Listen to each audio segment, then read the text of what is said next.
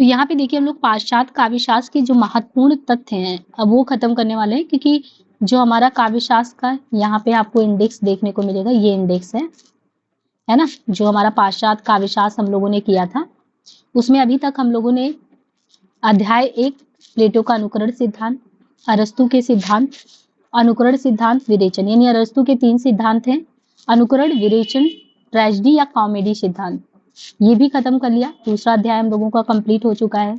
अध्याय 3 जो है लोंजाइनस का उदात्त सिद्धांत, ये भी खत्म हो चुका है। अध्याय 4 जो है इलियट का सिद्धांत जो है इसको कंप्लीट करा दिया है। इलियट के वैसे 3 सिद्धांत है, निर्वैयक्तिकता के सिद्धांत, वस्तुनिष्ठ समीकरण, एक है परंपरा का सिद्धांत, है ना। तो परंपरा का सिद्धांत आपके यूजीसी नेट में दिया गया है, यहाँ पे परंपरा का सिद्धांत नहीं है, तो हमने परंपरा का सिद्धांत अपने वो जो 38 वीडियो यूट्यूब वाला कराया है उसमें उस चीज को कवर कराया है, तो आप लोगों को लिंक दे देंगे, वहां से उसको कवर कर लीजिएगा। तो वो परंपरा का सिद्धांत है। फिर अध्याय 5 हम लोगों के क्रोचे का अभिव्यंजनावाद सिद्धांत है, ये चैप्टर भी हो चुका। अध्याय 6 में रिचर्ड के सिद्धांत में 3 सिद्धांत है रिचर्ड के, मूल्य सिद्धांत, संप्रेषण सिद्धांत, काव्य भाषा सिद्धांत, तीनों सिद्धांत कर लिया गया। 7वां अध्याय हमारा है कॉलरिज का कल्पना और फैंटेसी सिद्धांत। 8वां चैप्टर है वर्ड्सवर्थ का काव्य भाषा सिद्धांत। पूरे 8 अध्याय में जितने महत्वपूर्ण सिद्धांत है इतने तो यूजीसी नेट की सिलेबस में भी नहीं है। हाँ, असिस्टेंट प्रोफेसर के आरपीएससी वाले सिलेबस में बहुत ज्यादा गहन अध्ययन की जरूरत होती है, तो वहां पे सारी चीजें हैं। तो मोस्ट ऑफ द जो आपका कॉन्सेप्ट है पाश्चात्य काव्य शास्त्र का वो यहाँ से कवर कर लिया गया है। और कुछ भी बचेगा आपको तो हमने जो यूट्यूब पे 38 वीडियो कराए हैं उसमें आप देखेंगे तो वहां पे अनिल राय की किताब से चीजों को कवर किया गया और 1-2 राइटर के, तो कुछ अच्छे से आपको फैक्ट वहां भी मिलेंगे, वहां से भी चीजें कवर कर सकते हैं। जब आपको लगे कि एक ही सिद्धांत लाओ 2 जगह कैसे है, टाइम रहता है, तो वहां से भी कवर कर सकते हैं। उससे आपका कंटेंट जो आपका कॉन्सेप्ट है और सॉलिड होगा। टॉपिक डाला ही गया है, आराम से कर सकते हैं। अब हमें आगे यहाँ 471 पेज से लेके 606 पेज तक, यानी आप मान लो 471 से कह रहे हैं और 600, इसका मतलब आप समझ रहे हैं 471 से आप मान लीजिए 530 पेज इधर, और 30 पेज के बाद आप सुनिए 500 से 600 और 600 से 605 ये बता रहे हैं। तो आपको कितने पेजेज, आपको देखिए कम से कम इन्होंने जिस तरीके से 150 पेजेज में मान के चलो कि इन्होंने जितने महत्वपूर्ण तथ्य हैं, जितने आपने कॉन्सेप्ट पढ़े, तो उसको उन्होंने कॉन्सेप्ट पे ध्यान दिया। अगर वो प्लेटो हम पढ़ा रहे हैं तो प्लेटो का गहन अध्ययन करवाया, अरस्तु का गहन अध्ययन कराया। और आपने एक चीज देखा होगा बारीकी से, इन्होंने उस सिद्धांत के दौरान कहीं भी फैक्ट ज्यादा नहीं दिया था, तो मुझे भी ये लग रहा था कि फैक्ट कहाँ से कवर किया जाए।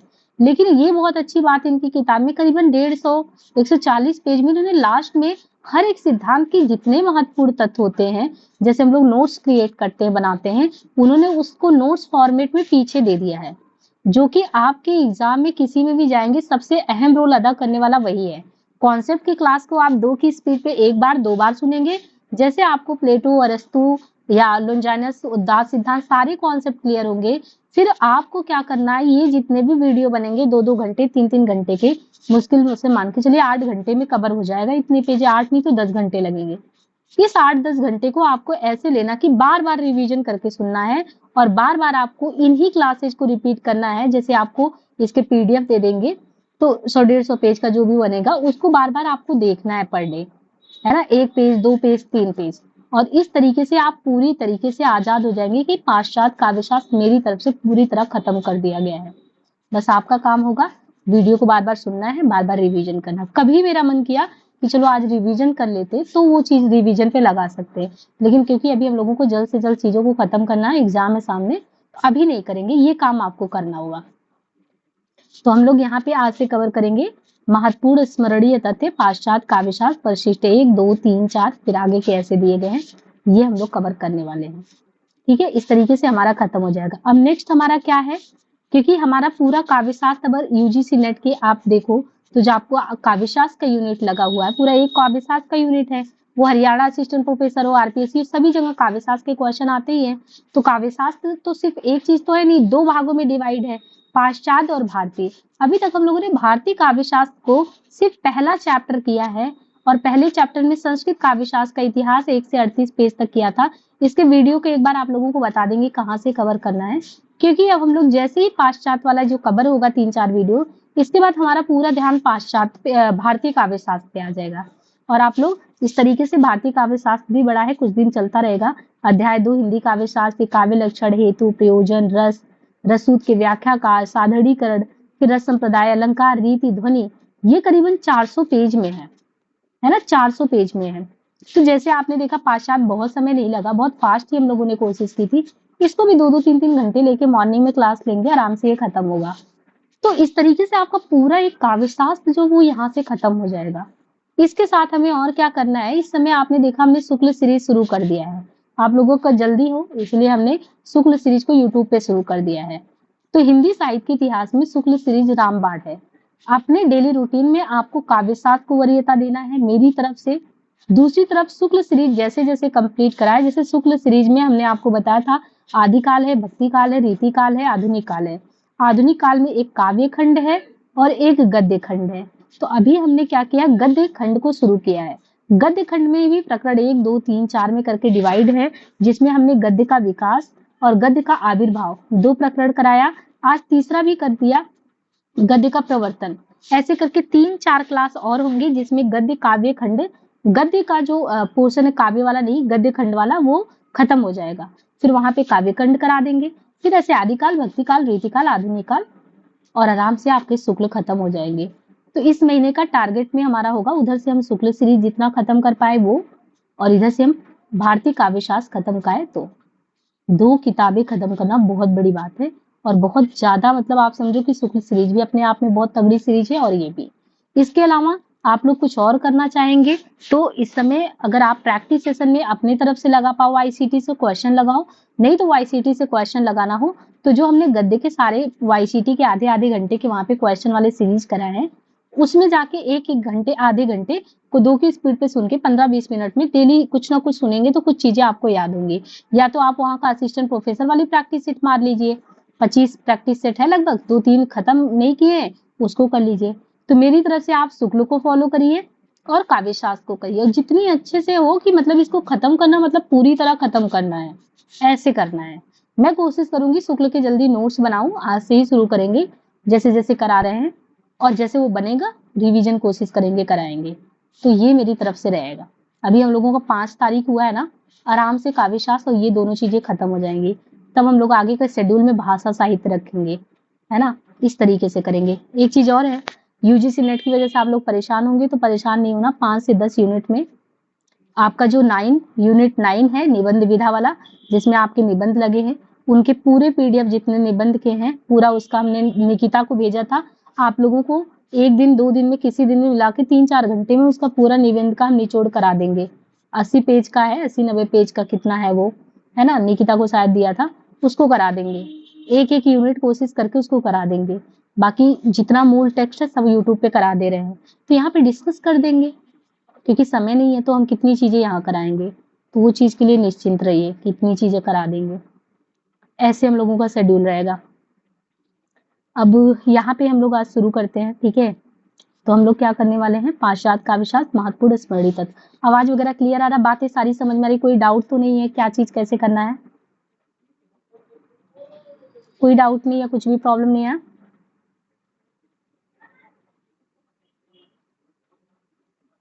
हाँ ठीक है, चलिए।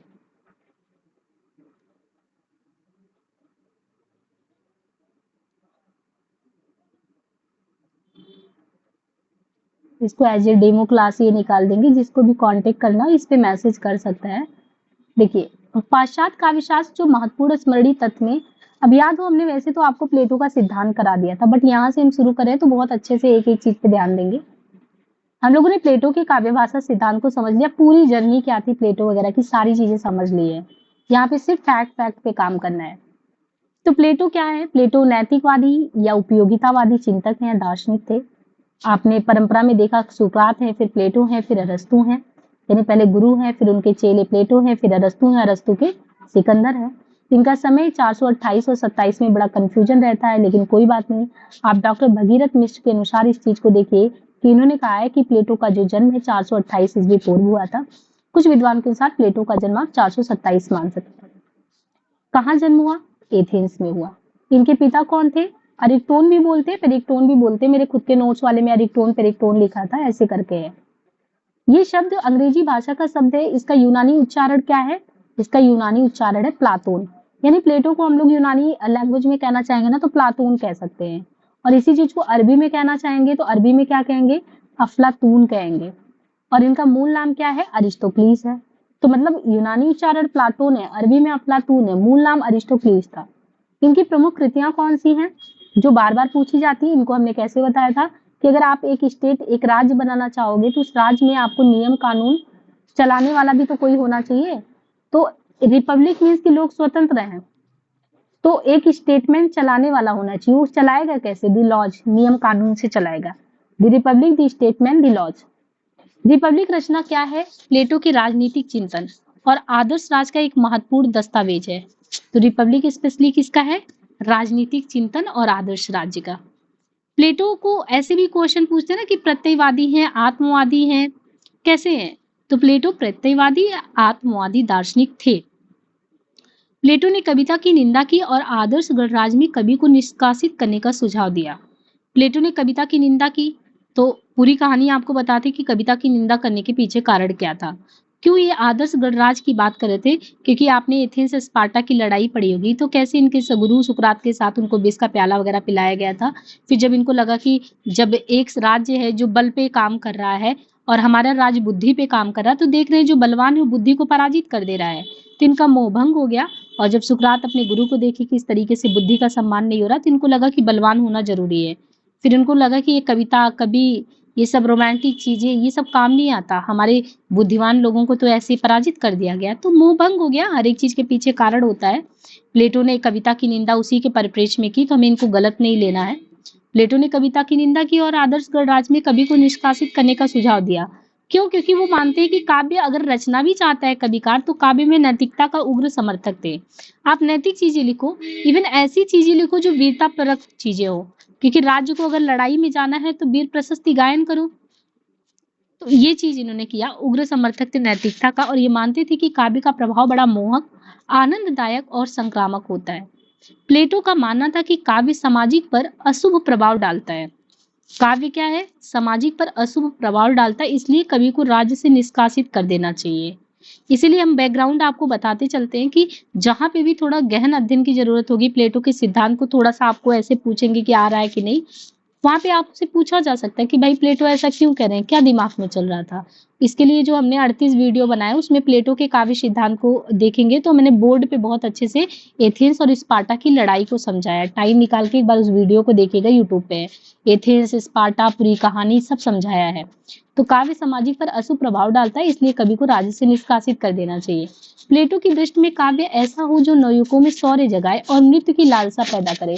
इनके पहले हमने बताया था कि वहां पे जहाँ ये रहते थे एथेंस में, होमर और हेसियोड जैसे लेखक जो थे वो काव्यों को लिखते थे।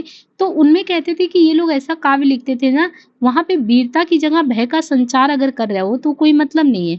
ऐसा कुछ करो कि लोगों के अंदर उत्साह जागृत हो कि हमें अपने राष्ट्र को बचाना है। तो कहते हैं कि दुखांतक में हत्या, हिंसा, कला विलाप तथा सुखांतक में विद्रूपता, अभद्रता, मकरापन ये वर्णन हो। काव्य में भोग विलास की कामना उत्तेजित करने वाले उत्सव का चित्रण ना हो। इससे माइंडसेट आप उनको पढ़ पा रहे हो। जो प्लेटो है उनके माइंडसेट में क्या चल रहा है कि मेरा मतलब है कि मुझे एक आदर्श गणराज्य बनाना है। अगर आदर्श गणराज्य बनाना है तो उनके बच्चों में, जो पूरी सोसाइटी के बच्चे, उनमें नैतिकता का आह्वान करना चाहिए। काव्य ऐसा लिखो कि जो बच्चों के अंदर शौर्य जगाए, ताकि कोई भी बलवान राज्य आके हमारे बुद्धिमान लोगों को पराजित ना कर सके। ये सारी बातें उसके परिप्रेक्ष्य में कह रहे थे। ये चीज हमें ध्यान रखना है कि क्यों ऐसा कह रहे थे, क्योंकि अभी हम शुक्ल जी की सीरीज में आपको पढ़ा रहे थे, तभी एक चीज बताए थे कि जब आपस में इन लोगों की बहस चल रही थी तो किस लेखक ने ये सीधे कह दिया कि उर्दू में सिर्फ क्या है, उर्दू में जो भी रचनाएं होती है उसमें आस्की से ज्यादा कुछ नहीं हो सकता। गुस्से में कह दिया था ना, क्योंकि आप देख रहे थे उधर सैयद अहमद खां जो है वो गारसा दतासी हिंदी को गंवारू बोल रहे थे, तो यहाँ वाले भी गुस्से में बोल दिए कि भाई उर्दू में आस्की के अलावा कुछ नहीं हो सकता, सीधे सीधे मुंह पे बोल दिए। इन्होंने सीधे सीधे कह दिया कि काव्य अगर ढंग का करोगे तो मुझे कोई आपत्ति नहीं है, लेकिन अगर काव्य में रसियापन आपका देखने के मिल रहा है, कुछ नैतिक उत्थान की बात नहीं मिल रही, तब तो हम आदर्श गणराज्य के स्वप्न की फालतू में कल्पना करें, कोई मतलब ही नहीं निकलेगा। तो प्लेटो के संपूर्ण चिंतन का उद्देश्य था आदर्श राज का निर्माण। प्लेटो आलोचक ना होकर एक दार्शनिक थे। वो कोई प्लेटो एक तरीके से आदर्श राज के निर्माण में आलोचक नहीं, वो दार्शनिक है। उनका उद्देश्य दार्शनिक मान्यताओं से प्रतिपादित होता है। प्लेटो प्रत्ययवादी है, आइडियलिस्टिक सोच के हैं, और जिसके अनुसार प्रत्यय अथवा विचार ही परम सत्य है, ईश्वर उसका सृष्टा है। प्लेटो के 5 दर्शन जो पूछे जाते हैं मुख्यतः प्रत्यय सिद्धांत, आदर्श राज्य, आत्मा की अमृत सिद्धि, सृष्टि शास्त्र, ज्ञान मीमांसा। अभी यूजीसी नेट में ये आया था पांचों, कि आपको पांचों पता होना चाहिए, है ना। काव्य कला के संबंध में इनके विचार क्या थे? काव्य कला के संबंध में उनके विचार संवादों में प्रसंगवश अभिव्यक्त हुए हैं। कला और साहित्य संबंधी प्लेटो की धारणाएं उनके निम्न संवादात्मक लेखों में मिलते हैं। संवादात्मक लेखों में, इनके सारे लेखों में आपको क्या क्या ध्यान रखना है? इनकी रचनाओं में इयोन है, क्रेटुलस है, प्रोटोगोरस है, गोर्कियोस है, सिंपोजियम है, विचार गोष्ठी सिंपोजियम, रिपब्लिक, फेद्रूस, फिलेबुस और लॉज। ऐसा कोई नहीं है कि इसमें आप छोड़ सकते हैं, क्योंकि हमने देखा है एग्जाम में सिंपोजियम भी पूछा गया, गोर्कियोस भी पूछा गया है। ये नहीं कि सिर्फ 3 रचनाएं जो सारे बच्चों को रटा है आपको बताओ, क्योंकि दी लॉज है, रिपब्लिक है, और ये स्टेट वाला, ये तो सारे बच्चे जानते हैं। अगर आप कहीं पे बढ़त बना सकते हैं तो आपको इयोन भी ध्यान रखना है, सिंपोजियम अर्थात विचार गोष्ठी भी, गोर्कियोस भी, प्रोटोगोरस, क्रेटुलस, इयोन, क्रेटुलस, प्रोटोगोरस, गोर्कियोस, सिंपोजियम, गोष्ठी। जो नॉर्मल चीजें होती है वो सबको रटी होती है। लॉज सबको पता है, रिपब्लिक सबको पता है, लेकिन फेद्रूस और फिलेबुस सबको नहीं पता है। प्लेटो की मृत्यु देखें तो 348-347 ईस्वी पूर्व में वैवाहिक भोज के समय हुआ था। एक लेख में ऐसा पता चलता है। किसने दास्तामृत्यु से भी भयावह कहा है? प्लेटो ने कहा है। रिपब्लिक में प्लेटो का ये कथन बहुत चर्चित है। पाश्चात्य समीक्षा जगत के प्रथम आचार्य प्लेटो का अनुकरण सिद्धांत। पाश्चात्य समीक्षा जगत के प्रथम आचार्य प्लेटो का अनुकरण सिद्धांत, ये थियरी ऑफ लिमिटेशन बहुत प्रसिद्ध है। प्लेटो की दृष्टि में अनुकरण का अर्थ जो है, यानी प्लेटो की दृष्टि में आप देखो तो जो अनुकरण है, अनुकरण का अर्थ हूबहू नकल है। प्लेटो के अनुसार कवि जो है अनुकरण का अनुकरण करता है, और अनुकरणात्मक कला सत्य से 3 गुना दूरी पर होता है। तो प्लेटो की दृष्टि में क्या है? अनुकरण का अर्थ हूबहू नकल है।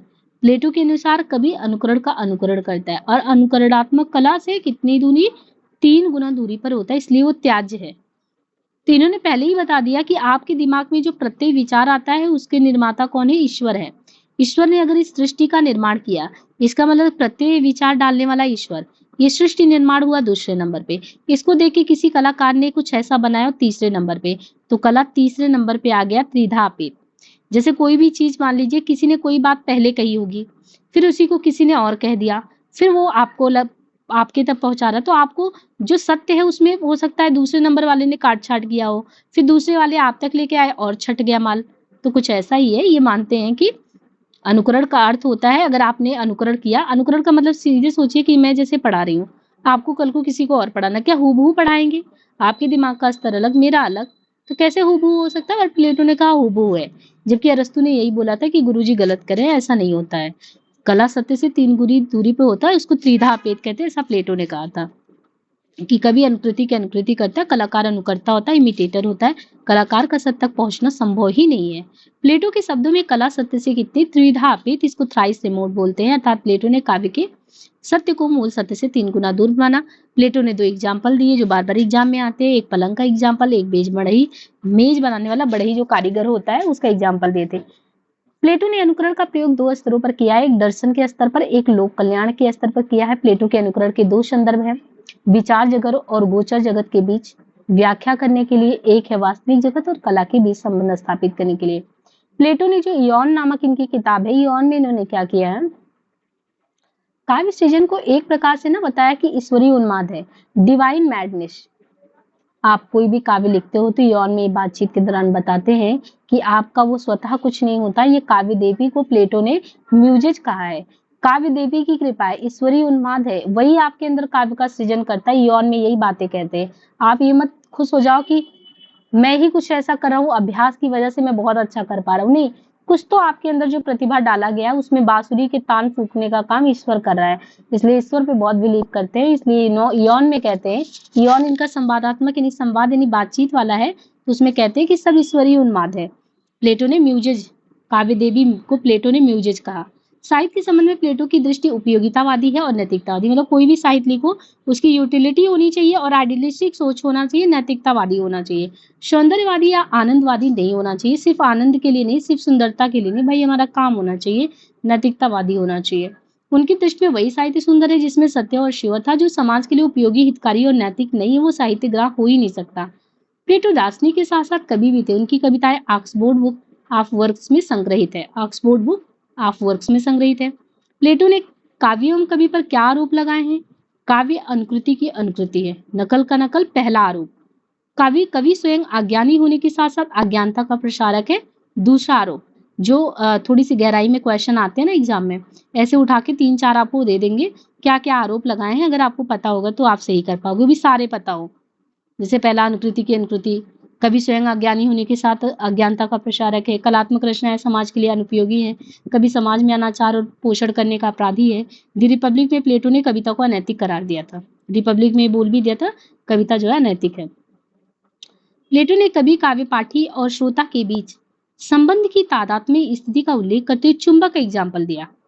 चुंबक का, जैसे मैं पढ़ा रही हूँ तो कवि जो है काव्य पाठी और जो श्रोता जो सुनने वाला उसके बीच एक चुंबक का भाव होना चाहिए, खींचा चला है। प्लेटो ने कवि और काव्य दोनों को व्यक्ति और राज्य के लिए हानिकारक माना, मतलब एक आपके गणराज्य की बात करें तो जैसे मान लो अपने राज्य में आप रह रहे हो तो उसके लिए कवि भी हानिकारक है और काव्य रचना वो भी हानिकारक है। फिर से मैं वही बात कहूंगी, इन्होंने ऐसा क्यों कहा था? क्योंकि इनका मोहभंग हो गया था अपने समाज से। ये अच्छे काव्य और अच्छे कवि को नहीं कहते, ये जो ज्यादातर रचनाएं होती है ना उसके आधार पे कह रहे हैं। ये कहते हैं उन्होंने काव्य को काव्य माना, उन्होंने उस काव्य को काव्य माना जो व्यक्ति में सद्बुद्धि का पुष्ट करे। प्लेटो का मानना था काव्य आनंद प्रदान करता है तो वो ठीक नहीं है, बुद्धि दे, नैतिकता दे, शौर्य प्रदर्शन, एक तरीके अपने राज का उत्थान करे तो अच्छा है। प्लेटो ने काव्य के उद्देश्य के संबंध में 2 मान्यताएं दी। उनका प्रयोजन क्या है? शिवम की स्थापना होना चाहिए काव्य के माध्यम से, आनंद का प्रयास, आनंद का प्रसार, दोनों ही चीजें। हाँ, एक चीज है कि आनंद के लिए कहीं कहीं प्लेटो ने आत्मसंतोष शब्द का प्रयोग किया है। प्लेटो की दृष्टि में वही साहित्य सुंदर है, सत्य है, शिव है जो उपयोगी है। तो प्लेटो की दृष्टि में वही साहित्य सुंदर है, सत्य है, शिव है जो उपयोगी है। साहित्य के 2 प्रयोजन आनंद और उपदेश में इन्होंने उपदेश को ज्यादा महत्व दिया है। तो 2 प्रयोजन आनंद और उपदेश में इन्होंने क्या किया? अधिक महत्व दिया है। प्लेटो द्वारा काव्य की आग्राह्यता के 2 आधार थे, दर्शन और प्रयोजन। तो प्लेटो द्वारा काव्य की आग्राह्यता के कितने 2 आधार है, दर्शन और प्रयोजन। प्लेटो ने काव्य के कितने भेद स्वीकारे हैं? 3। अनुकरणात्मक काव्य, वर्णनात्मक काव्य, मिश्र काव्य, प्रहसन और दुखात्मक नाट्य प्रधान, डिदिरम प्रगीतात्मक, होमर के इलियाड ओडेसी महाकाव्यात्मक। तो एक अनुकरणात्मक है, प्रहसन और दुखांतक, वर्णनात्मक, डिदिरम प्रगीतात्मक हो गया, मिश्र जैसे होमर के इलियड या ओडेसी महाकाव्य। प्लेटो ने प्रगीत के 3 अंग माने हैं। प्रगीत के 3 अंग कौन से माने हैं? शब्द, माधुर्य और लय। तो प्लेटो ने प्रगीत के कितने 3 अंग माने हैं? शब्द, माधुर्य और लय। प्लेटो ने कला के संदर्भ में अनुकरण शब्द का प्रयोग अपकर्षी, डिरोगेटरी के अर्थ में किया। इन्होंने दर्शन और प्रयोजन इन 2 आधारों पर कला को आग्रह माना है। कला की अनुकरण मूलकता की उद्भावना का श्रेय किसको जाता है? प्लेटो को जाता है। तो कला की अनुकरण मूलकता की उद्भावना का श्रेय प्लेटो को है। गणतंत्र के तृतीय स्थान में प्लेटो का प्रसिद्ध कथन है, कला का सर्वप्रथम कर्तव्य है वस्तुओं के सौंदर्य की और लोगों की आंखों को खोलना। प्रगीत के 3 अंग, शब्द, माधुर्य और लय। कला के संदर्भ में अनुकरण शब्द का प्रयोग अपकर्षी के अर्थ में है। इन्होंने दर्शन और प्रयोजन इन 2 आधारों पर कला को आग्रह माना है। कला की अनुकरण मूलकता की उद्भावना का श्रेय किसको जाता है? प्लेटो को। गणतंत्र के तृतीय अध्याय में प्लेटो का प्रसिद्ध कथन है, कला का सर्वप्रथम कर्तव्य है वस्तुओं के सौंदर्य की और लोगों की आंखों को खोलना। प्लेटो ने कविता में भाव उद्रेक के स्थान पर बुद्धि विवेक का समर्थन किया है। प्लेटो के दर्शन में 5 विषयों का निरूपण था, आदर्श राज, प्रत्यय सिद्धांत, आत्मा की अमृत सिद्धि, सृष्टि शास्त्र, ज्ञान मीमांसा। तो प्लेटो के दर्शन में कितने हो गए? 5 विषय, आदर्श राज, प्रत्यय सिद्धांत, आत्मा की अमृत सिद्धि, सृष्टि शास्त्र, ज्ञान मीमांसा, ये 5 विषय हो गए।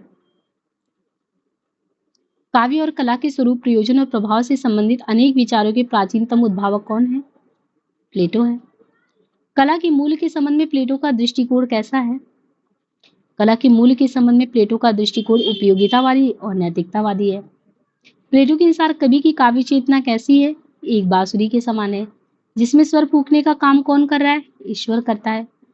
उसकी एक बीड़ा है जिसके तार ईश्वर के स्पर्श से झंझे तो उठते हैं।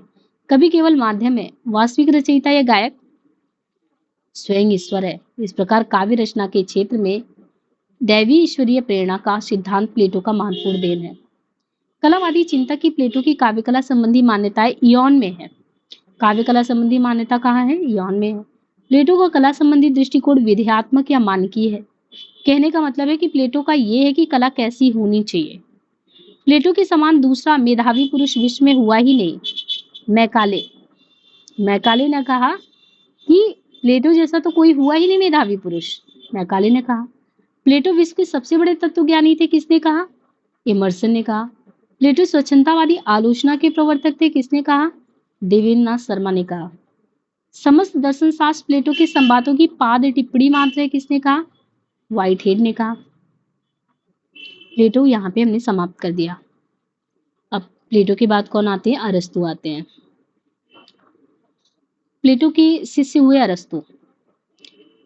अरस्तु अपने गुरु से अनुकरण के सिद्धांत पे सहमत नहीं है कि हूबहू नकल। अरस्तु का जन्म मकदूनिया के अस्तागिरा नामक नगर में 384 में हुआ। प्लेटो के शिष्य थे। यहाँ तक कि सिकंदर महान के गुरु भी हुए। निधन 322 में हुआ। इनका मूल यूनानी नाम क्या था? अरिस्टोटोटलिस। यूरोपीय काव्य चिंतक के मेरुदंड के नाम से किसे जाना जाता है? तो यूरोपीय काव्य चिंतक के मेरुदंड मतलब एक तरीके से ये मानो कि प्लेटो ने तो काव्य भाषा के लिए कोई काम अपनी तरफ से करने की कोशिश नहीं की। वो तो एक दार्शनिक थे। संवाद मिलते उनके बस। स्पेशली जो विशेष तौर पे काम किया था वो अरस्तु ने काम किया है। तो यूरोपीय काव्य चिंतक के मेरुदंड अरस्तु के पिता कौन थे? मकदूनिया दरबार में एक चिकित्सक थे। मतलब ये काव्य चिंतक थे। मेरुदंड क्यों कहते हैं? क्योंकि इनके पिता मकदूनिया दरबार में चिकित्सक थे।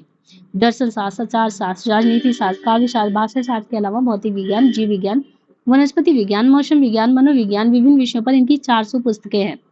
कितनी? 400। पाश्चात्य विधाओं के आदि आचार्य अरस्तु के काव्यशास्त्र पर 2 प्रसिद्ध पुस्तकें हैं। एक भाषण शास्त्र जिसको रिटोरिक कहते हैं, काव्यशास्त्र पोएटिक्स कहते हैं। दोनों किताबों को ध्यान रखना है।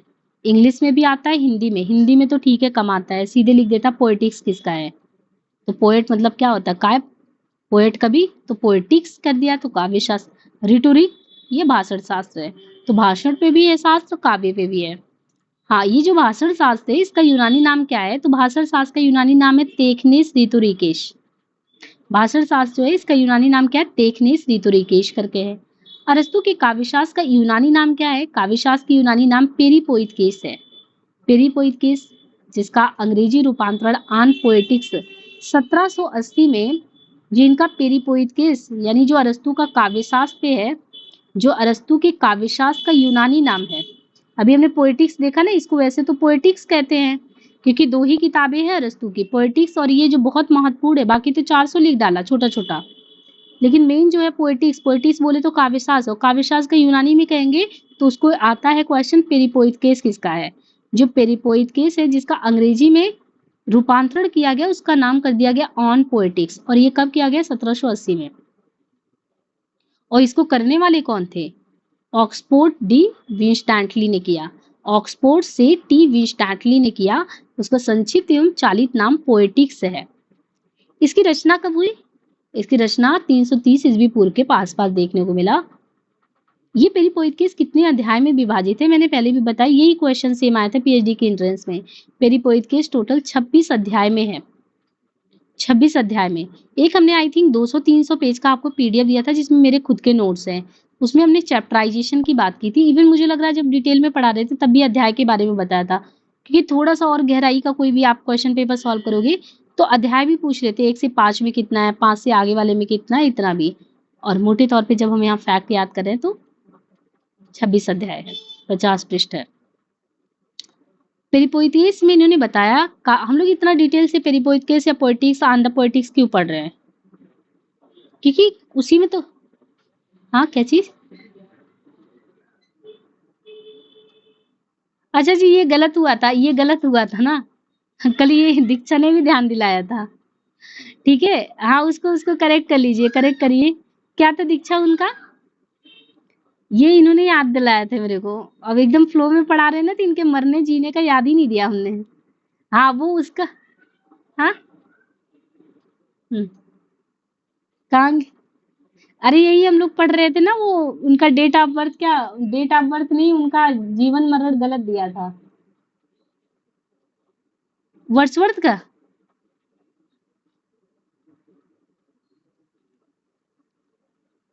इनका भी गलत किया है क्या? अभी देखिए 384। अरे नहीं नहीं, ये सही है। सुनिए तो, ये ठीक है। अरे ये देखिए, ईसवी पूर्व मतलब ये ईसा मसीह के जन्म से पूर्व वाली बात, सब कुछ पीछे चलता उल्टा। ये ऐसे आता है। हाँ ईसवी पूर्व है। ईसवी पूर्व वाला सब उल्टा चलता है ना। जब ईसवी पे आ जाएगा तब 1 2 3 4 ऐसे करके आएगा। ना ना ना, हमको लगा हो सकता है वो उस दिन दीक्षा कह रहे थे, तो वो तो बिल्कुल गलत था वो तो। यहाँ पे तो आपको ईसवी पूर्व, ये लोग तो ईसा मसीह के जन्म से पूर्व वाले लोग हैं। चाहे ये प्लेटो है, अरस्तु है, ये सब जब आते आते अभी हमको होरेस वगैरह से हमको लग रहा है शुरू हो जाता है एक ईसवी वाला। वहां से फिर आप सुनेंगे एक ईसवी दो, ये ईसवी पूर्व वाले हैं, इनका वो चलता है।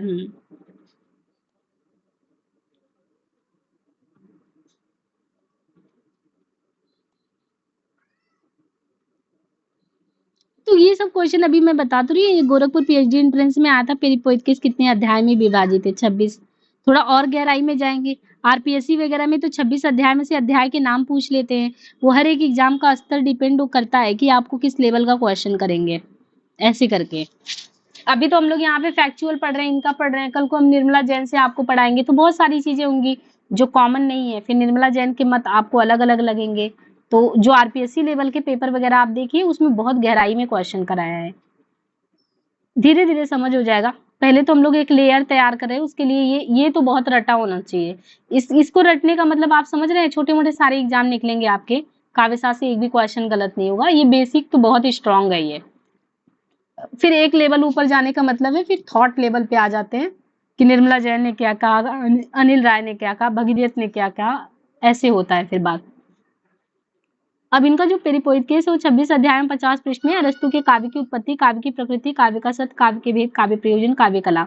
मतलब ये समझ लीजिए कि अरस्तु ने जितने भी काव्य के संदर्भ में बात किया, कहाँ से काव्य आया, उसका नेचर कैसा है, उसका सत्य पक्ष क्या है, उसके भेद क्या है, उसका उद्देश्य क्या है, सबका मिला के इन्होंने जो 26 अध्याय पेरिपोइडिस, पोएटिक्स ऑन पोएटिक्स के नाम से जो विंस्टेंटली ने एक तरीके से रूपांतरित किया, सब मिला के इनके पेरिपोइडिस यानी काव्य शास्त्र में दिया गया है। इसका मतलब इससे पहले इतना विशद चित्रण वर्णन किसी ने नहीं किया था जिसे अरस्तु ने यहाँ पे किया पेरिपोइडिस में। 1000 वर्षों के बाद जो पेरिपोइडिस रचना है वो प्रकाश में आया, 1000 साल बाद, 1498 ईस्वी में। अब सोचिए ईस्वी है और अरस्तु कब थे? ईस्वी पूर्व थे। अब समझ में आया बबीता जी? 1498 ईस्वी में आया, 1000 साल बाद किताब आया पेरिपोइडिस। इसके पहले ये, हाँ,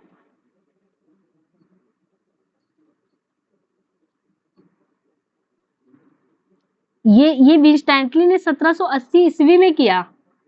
ये तो ऑन पॉलिटिक्स तो बहुत बाद में किया गया है अंग्रेजी में। 1498 में ये आया होगा और 1498 के बाद 1780 में इंग्लिश में हुआ। पहले तो ये यूनानी में रहा होगा ना, शुरुआत में तो यूनानी में था।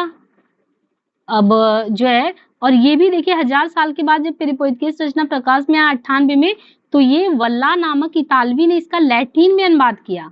ये भी नहीं कि सीधे आपका हिंदी में आ रहा है या ऐसा कुछ अंग्रेजी में आ रहा है। 98 में ये जब 1000 साल बाद पेरिपोइडिस रचना प्रकाश में आया यूनानी वाला, तब इसका इतालवी ने, इसका कोई वल्ला नामक कोई इतालवी था, उसने लैटिन में अनुवाद किया और फिर इसकी पहली अंग्रेजी व्याख्या तब टीवी स्टैंटली ने 80 में किया। अब जाके समझ में आया। हम्म। हम्म।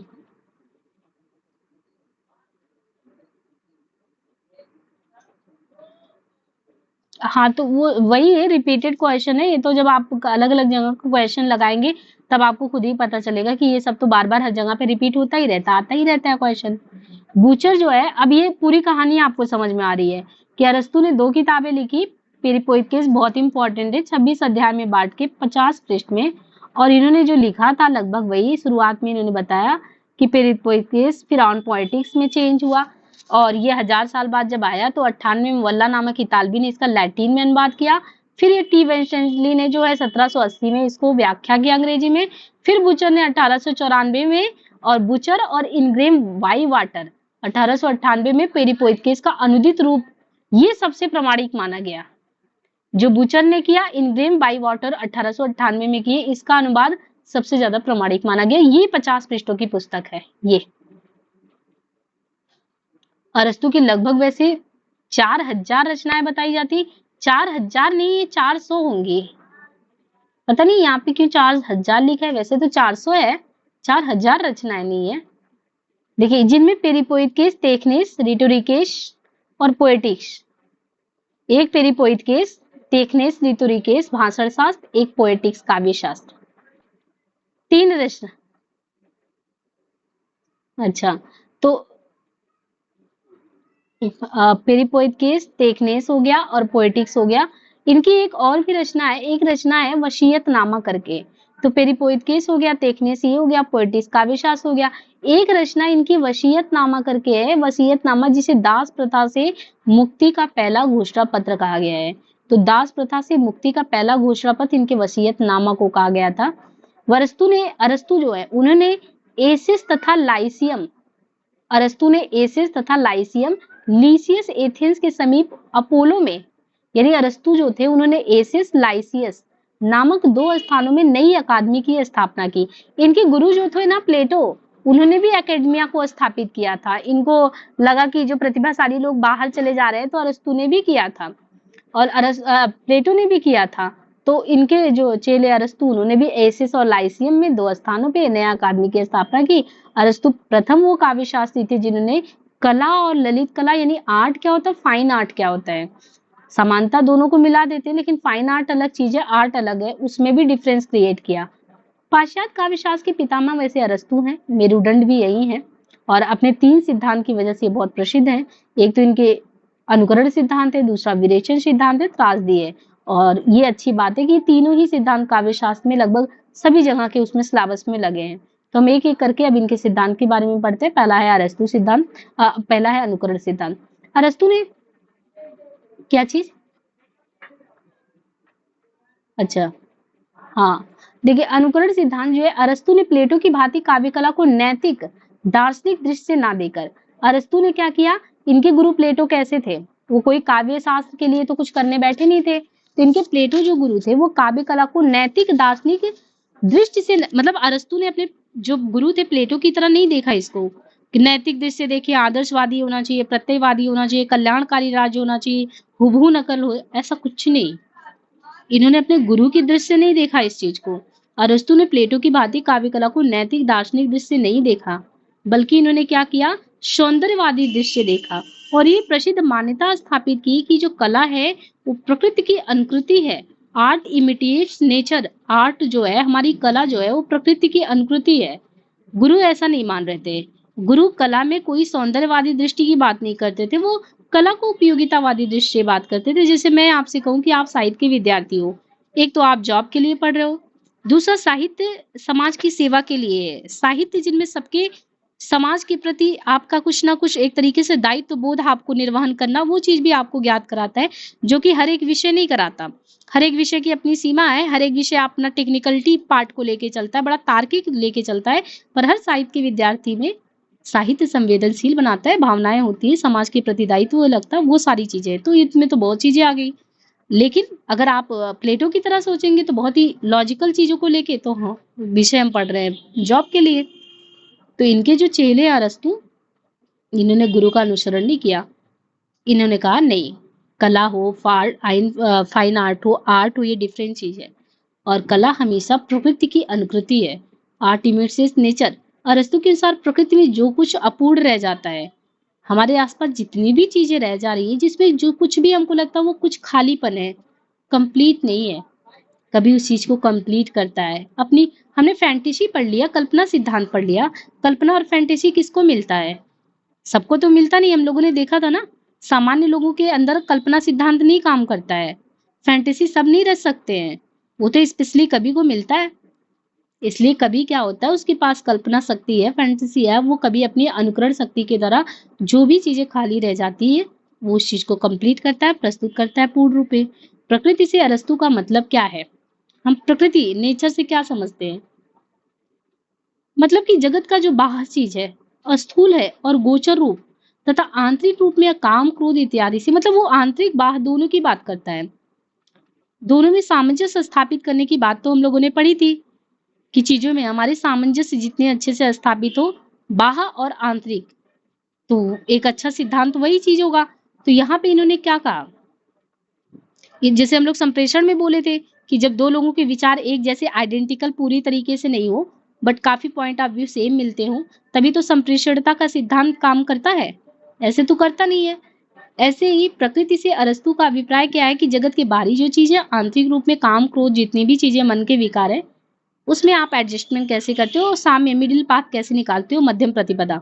अनुकरण शब्द यूनानी शब्द मिमेसिस से आया। अनुकरण का अर्थ समझ लीजिए कहाँ से आया, यूनानी टर्म है मिमेसिस अथवा माइमेसिस से आया है।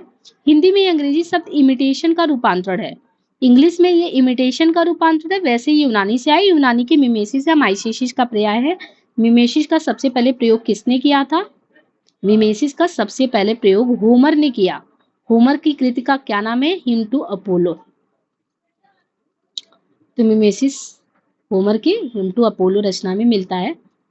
प्लेटो ने अनुकरण शब्द अपने पूर्ववर्ती साहित्यकारों से लिया था, पहले भी लोग इसको प्रयोग में लाते थे, वहां से लिया था। पोएटिक्स के 25वें अध्याय में, अब हमने बोला ना कि 26 अध्याय है, तो ये भी पूछ सकते हैं हर एक अध्याय में क्या है। जब हमने डिटेल में कराया था तब अध्याय बताया था, वहां पे था।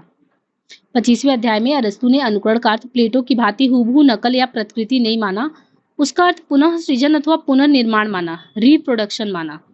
तो सीधे गुरु को जवाब मिल गया। प्लेटो ने तो हूबहू नकल कहा था, लेकिन इन्होंने कहा नहीं, हूबहू नकल नहीं, पुनः सृजन है, पुनः निर्माण है। अरस्तु के अनुसार पुनः प्रस्तुतिकरण ही तो अनुकरण है, पुनः प्रस्तुतिकरण, लेकिन हूबहू प्रस्तुतिकरण नहीं, कुछ क्रिएटिविटी खुद का लगा के, हूबहू नहीं। तो रिप्रोडक्शन माना, रिप्रोडक्शन में रिक्रिएट करना है सीन को, तो रिक्रिएट अलग तरीके से करना है, हूबहू कोई चीज नकल नहीं होता है। अरस्तु का मानना है कि अनुकरण एक सृजनात्मक क्रिया है। अनुकरण की प्रक्रिया के माध्यम से प्रकृति के जितने भी दोष, जैसे मैंने कहा कि नेचर में जो कुछ भी अपूर्ण रह गया उसका निराकरण करके कला द्वारा उसकी अपूर्णता की पूर्ति कर दो। जैसे मान लो किसी ने कोई आर्ट, कोई कला बनाया आपके सामने, वो कलाकार नहीं था, एक आर्टिस्ट आया, उसने ध्यान से देखा और आपने आर्टिस्ट से पूछा कि गुरुदेव ये सही है कि नहीं, तो क्योंकि आर्टिस्ट को उसकी बारीकियों का पता है तो उसने बहुत अच्छे से बताया, आपने बहुत अच्छा किया, पर ये कमी रह गई। तो जो अपूर्णता रहेगी प्रकृति में, जो आपके बनाने में, उसको एक आर्टिस्ट ने, जो उसकी बारीकियों को बहुत ही अच्छे से जानता है, उसने कहा ये फिल कर देंगे तो ये अपने आप में कंप्लीट हो जाएगा। सेम थिंग नेचर में है। प्रकृति के जिन पक्षों में दोष आपको नजर आते हैं, उनको अपनी क्रिएटिविटी से, अपना सृजनात्मक क्षमता से, कला द्वारा उसकी अपूर्णता की पूर्ति कर दो। Art finishes the job when nature fails और इमिटेट्स द मिसिंग पार्ट। जहाँ पे आर्ट फिनिश द जॉब, वहां पे फिनिशिंग करता है, जहाँ पे नेचर एक तरीके से फॉल डाउन कर जाता है, गिर जाता है, मिसिंग पार्ट को इमिटेट करता है, ये कह रहे हैं अरस्तु। अरस्तु का मानना ये भी है कि काव्य जो है वो मानव के आंतरिक कार्य व्यापार की अनुकृति है, वो भी सही है। अरस्तु का मानना है कि काव्य क्या है, काव्य बैठे बिठाए किसी जो बाहरी परिदृश्य को, चीजों को बाहर बाहर देखता है, वो कभी नहीं कर सकता। काव्य तो बहुत ही सूक्ष्म अवलोकन है, बहुत बारीकियों से ऑब्जर्वेशन जो किया जाता है और साथ संबंध स्थापित होता है किसी भी चीज से। तो कल्पना तो सब में आता नहीं है, मैंने पहले भी कल्पना सिद्धांत में बहुत अच्छे से कॉलरिज ने यही समझाया है कि सामान्य व्यक्तियों को मुख्य कल्पना और गौड़ कल्पना आप लोगों को बहुत अच्छे से समझाया था। गौड़ कल्पना की बारीकियां अलग है, किसके अंदर आता है? नहीं आता है। भले ही मुख्य कल्पना पे आश्रित, तो मुख्य कल्पना तो लोगों को आ ही जाता है, लेकिन जब कॉलरिज ने गौड़ कल्पना की बात की थी तो गौड़ कल्पना कितनों को, नई चीजें होती है।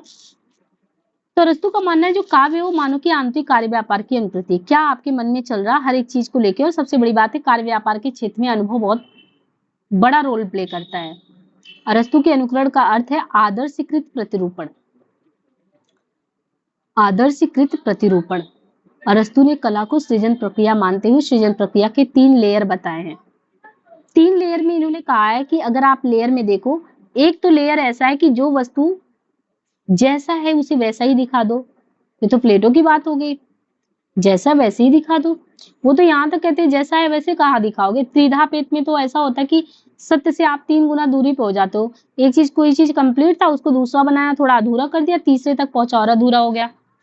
तो जो वस्तुएं जैसी उसे वैसा ही दिखाया जाए, जैसी वे लगती हैं या कही जाती उन्हें वैसा दिखाया जाए। एक होता है जिसको हम लोग कहते हैं जैसी वे होनी चाहिए उन्हें वैसा दिखाया जाए। कितना अंतर है। एक जैसा वैसे ही दिखा दो, जैसे ये लिखा है सेम वैसे पढ़ा दे। एक तो ये सिचुएशन हो, वो तो खुद आप पढ़ लोगे। जैसी लगती है सेम वैसे ही उसको कहा जाए, वह वैसा ही दिखाया जाए। एक सिचुएशन ऐसा भी है कि ऐसे लिखा है वैसे ही दिखा दिया, या जैसी वे लगती हैं या कही जाती हैं उन्हें वैसा दिखाया जाए। अगर हम अरस्तु को लगने और कहने के प्लेटो के सिद्धांत में अगर हम तुलनात्मक अध्ययन करके बता पा रहे हैं तो ये अच्छी बात है। और एक स्थिति ऐसी भी आनी चाहिए जो जैसी वे होनी चाहिए उन्हें वैसा दिखाया जाए। अगर हमको प्लेटो या प्लेटो का अनुकरण सिद्धांत समझाना है या उनके ये पलंग का या कुछ का एग्जाम्पल समझाना है, हमारे दिमाग में है कि किसी को क्लास में समझाएंगे तो कुछ एग्जाम्पल देके समझाने की कोशिश करेंगे। एक उसका आदर्शतम स्थिति हो सकता है कि हो सकता है प्रैक्टिकलिटी में आपको अनुकरण सिद्धांत हो या प्लेटो का सिद्धांत और अच्छे से समझ में आ जाए। इस प्रकार अरस्तु की दृष्टि में कलाकार तो मात्र अनुकरण करता नहीं है, वो सिर्फ नकल नहीं करता है, एक सर्जक भी है, सृजन करता है। अरस्तु की दृष्टि में कलाकृति के रूप में वो अनुकृति जरूरी है, महत्वपूर्ण है। जो वस्तुएं घटनाएं जैसी हों उसे वैसा ही चित्रित कर दे। अरस्तु का मानना है अनुकृत वस्तु में ना आत्म तत्व का प्रकाशन होता है। जब हम कुछ चीज अनुकृत करते हैं, नकल करते हैं, हम इसलिए नहीं मानते कि हमारे गुरु कह रहे हैं कि सेम वही चीज, या सेम वही चीज नहीं कहते, वो तो कहते हैं कि उसका डाउन हो जाता है, कम हो जाता है। मैंने कहा सत्य, जहां पे पहले जब व्यक्ति सत्य बोला होगा उसके दूसरा वाला उसी चीज को आपके समक्ष रखेगा तो काट छाट कर देगा, तीसरा और काट छाट कर देगा। अरस्तु कह रहे नहीं, गुणवत्ता से समझौता नहीं होता। यहाँ तक कि जो व्यक्ति अब अनुकृत करके आपके समक्ष रखेगा उसका एक स्तर होगा, उस स्तर में उसका आत्म तत्व का प्रकाशन होगा, उसकी आंतरिक अनुभूतियों की अभिव्यक्ति होगा। आनंद की उपलब्धि आत्म प्रकाशन के बिना संभव है ही नहीं। आप उस राइटर को वापस से पढ़ोगे ना, संभव ही नहीं कि आपको आनंद का अनुभव होगा। आत्म प्रकाशन के बिना ये पॉसिबल नहीं है। अरस्तु चित्रकार अथवा किसी अन्य कलाकार के समान कवि को अनुकर्ता बताते हुए अनुकरण के विषय में 3 प्रकार की वस्तु में से किसी एक के अनुकरण की बातें कहते हैं।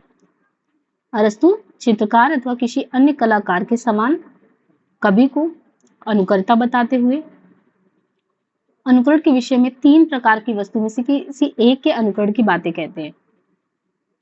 काव्य वस्तु के 3 रूपों का अनुकरण अथवा काव्य सृजन के 3 स्तर अरस्तु बताते हैं कि एक प्रतीयमान रूप होता है जैसा अनुकर्ता को प्रतीत हो, एक संभाव्य रूप होता है जैसा वो हो सकता है, एक आदर्श रूप होता है जैसे उसे होना चाहिए। प्रतीयमान किसको कहेंगे, ये पूछा जाता है एग्जाम्पल का 3 रूप। प्रतिमान मीन्स जैसा एक इमिटेटर को लगता है, जैसे मैं हूँ, कुछ मुझे क्रिएट करना, बनाना है, मैंने किसी चीज को देखा, अब क्योंकि मैं एक इमिटेटर हूँ तो जैसा वो मुझे फील हो रहा है ना, प्रतिमान बिल्कुल वही चीज है। लेकिन एक होता है कि जैसे वो हो सकता है, मैंने सोचा क्या, वो छोड़िए, वो मुझे प्रतीत महसूस हो रहा है लेकिन वो जैसा हो सकता है। इतने भी जैसे आप किसी व्यक्ति से आपकी मुलाकात हुई, एक तो आप उसको देख के ना उसके बाहरी हाव भाव, जैसे कोई बहुत सुंदर दिख गया तो एक बार लगा कि चलो बोल लेते, अच्छा लग रहा है पर्सनालिटी देख के, लेकिन आपको नहीं पता वो कैसा हो सकता है। और उसको देख के लग रहा है कि जब उससे आपने बातचीत किया, पहले तो आपने प्रतीत आपको महसूस हुआ कि अच्छा ही था, संभाव्य ये हो सकता वो आपके अनुरूप हो ही नहीं सकता। और उससे भी बड़ी बात है, फिर आपने उसको देख के सोचा कि यार गड़बड़ हो गया इसके साथ, ये भगवान ने जो इसको पर्सनालिटी दी ना, इसको ऐसा होना चाहिए था। तो प्रतीयमान, संभाव्य, आदर्श रूप। हमने किसी को देखा, उसकी तरफ आकर्षित हुए, बढ़े, वो हमको महसूस हुआ, प्रतीत हुआ, प्रतीयमान में अच्छा दिखा।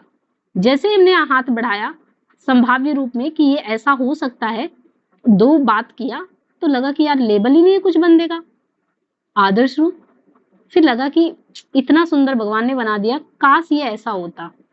ये आदर्श हो गया। 3 हो गया प्रतीयमान, संभाव्य और आदर्श, ये पूछा जाता है। इसलिए अनुकरण भावात्मक एवं कलात्मक पुनः सृजन का पर्याय है। भावात्मक भी और कलात्मक भी। यथार्थ प्रत्यंकन नहीं है, यथार्थ रियलिटी नहीं है बिल्कुल कि यथार्थ का प्रत्यंकन हो रहा है।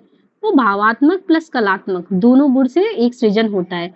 कलाकार को देखिए, कलाकार की एक पेंटिंग, आज मोनालिसा की पेंटिंग में क्या चीजें होंगी ऐसी, ये बहुत सारी पेंटिंगें लाखों की क्यों बिकती हैं। एक पेंटिंग जो होता है वो बोलता है, उसमें भावनाएं होती हैं। कलात्मक पुनः सृजन में बहुत सारी बातें छिपी होती है। अरस्तु की दृष्टि में काव्य भाषा के माध्यम से कलात्मक अनुकृति होती है। ये भाषा गद्य पद्य किसी में भी हो सकती है, छंद ही माध्यम हो ऐसा जरूरी नहीं है। पोएटिक्स के 25वें अध्याय में अरस्तु ने कहा कि चित्रकार अथवा अन्य कलाकार की तरह कवि क्या है, एक अनुकर्ता है। अरस्तु के अनुसार अनुकरण के विषय क्या है? प्रकृति, इतिहास और कार्यरत मनुष्य। अरस्तु ने काव्य में अनुकृति की विधि के तहत 3 शैलियों का उल्लेख किया: प्रबंधात्मक, आत्माभिव्यंजक और नाट्य शैली। अनुकरण सिद्धांत की न्यूनताएं क्या है? वस्तु तत्व की प्रधानता, गीति काव्य इसकी परिधि से बाहर, क्रोजी के साझा अनुभूति सिद्धांत का यह विरोधी सिद्धांत है। देखिए, अरस्तु के अनुसार अनुकरण के विषय क्या है? प्रकृति, इतिहास और कार्यरत मनुष्य। अरस्तु ने काव्य अनुकृति की विधि के तहत 3 शैलियों का उल्लेख किया है: एक प्रबंधात्मक, एक आत्माभिव्यंजक, एक नाट्य शैली। अनुकरण सिद्धांत की न्यूनताएं क्या है? वस्तु तत्व की प्रधानता, गीति काव्य इसकी परिधि से बाहर, क्रोची के साझा अनुभूति सिद्धांत का ये विरोधी सिद्धांत है। क्रोची की सहज अनुभूति सिद्धांत का ये विरोधी भी है। इसी तरीके से अनुकरण सिद्धांत के बारे में कुछ चीजें और भी इंपॉर्टेंट है। एटकिंस महोदय हैं, इन्होंने क्या कहा? पुनः सृजन का ही दूसरा नाम अनुकरण है। कोई चीज वापस से आप सृजित करते हो, पुनः सृजन का ही दूसरा नाम अनुकरण है। स्कॉट जेम्स कहते हैं ये जीवन के कल्पनात्मक पुनर्निर्माण अथवा जीवन का वस्तुपरक अंकन है। तो एटकिंस, पुनः सृजन का ही दूसरा नाम अनुकरण है, ये जीवन के कल्पनात्मक पुनर्निर्माण अथवा जीवन का वस्तुपरक अंकन है। बूचर कहते हैं अरस्तु के अनुकरण शब्द का अर्थ है सादृश्य विधान अथवा मूल का पुनरुत्पादन नहीं, बल्कि जैसा इंद्रियों को महसूस होता हो वैसा उत्पादन। तो क्या बोला एटकिंस ने? पुनः सृजन का दूसरा नाम अनुकरण। जेम्स ने कहा कल्पनात्मक पुनर्निर्माण, कल्पना का पुनर्निर्माण। इन्होंने दूसरा बोल दिया, इन्होंने कल्पना बोल दिया।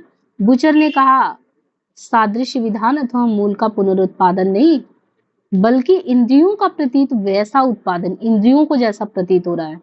गिलपर्ड मरे बोलते हैं अनुकरण में करण या सृजन विद्यमान है। अनुकरण का मतलब ऐसे प्रभाव का उत्पादन जो किसी स्थिति, अनुभूति अथवा व्यक्ति के शुद्ध प्रकृति रूप से उत्पन्न हो।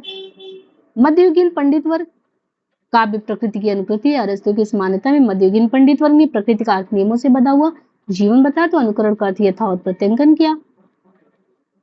पोर्टस ने अनुकरण का अर्थ जीवन का पुनः सृजन माना। एवरक्राम्बे ने पुनः प्रस्तुतिकरण ही अनुकरण माना। डॉक्टर नगेंद्र ने अरस्तु का अनुकरण सिद्धांत अभावात्मक सिद्धांत है, क्योंकि अरस्तु ने काव्य की आत्मा के स्थान पर प्रकृति के अनुकरण पर बल दिया।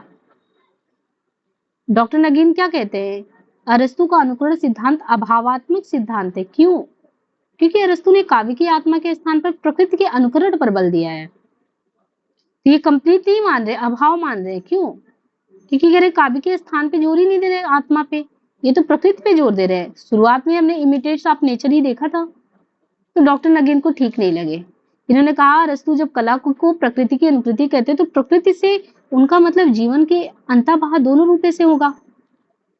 डॉक्टर नगेंद्र अनुकरण का अर्थ यथार्थ प्रत्यंकन मात्र नहीं है, वह पुनः सृजन का पर्याय भी है और उसमें भाव तथा कल्पना का यथेष्ट अंतर्भाव भी है। निर्मला जैन ने अरस्तु के व्याख्याकारों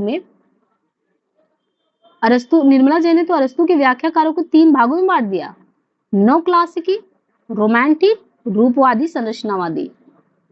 अब ये 9 क्लास की 9 शास्त्रवादी व्याख्या क्या है? Father Quintillion